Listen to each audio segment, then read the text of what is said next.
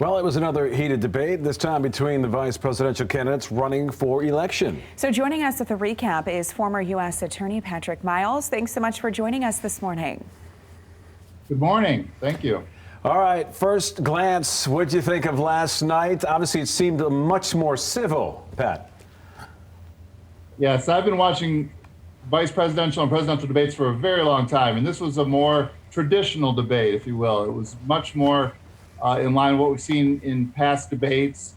And the candidates, as they typically will do, failed to answer most of the questions directly, and they changed it to a topic that they wanted to talk about. These are really almost joint press appearances, if you will. Yeah, what would you say are the biggest, takeaways, especially after saying what you just mentioned there, and so many people have already voted this election just so different than in years past. So what do you think, are the biggest takeaways or impact from this debate? Well, the first rule for vice presidential candidates is, and their debates, is do no harm, right? And so the biggest takeaway is neither candidate did any harm. And both sides will claim a decisive victory. Supporters of both candidates will say their candidate won.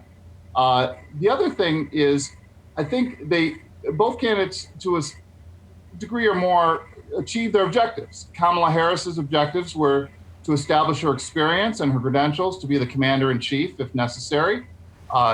Second, to be likable.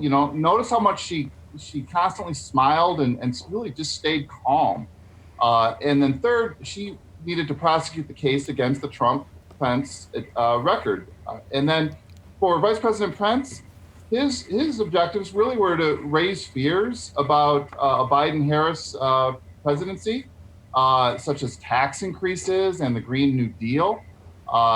He also was there to defend the Trump administration record, or at least if he couldn't do that or didn't want to do that, change the subject and to go on the attack against Biden and Harris.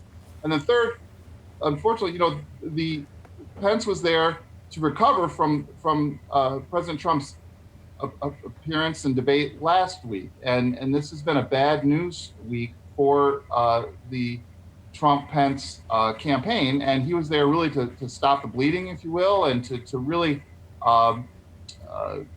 change the subject, or at least to slow the momentum of the Biden campaign. And I think both candidates achieved their objectives.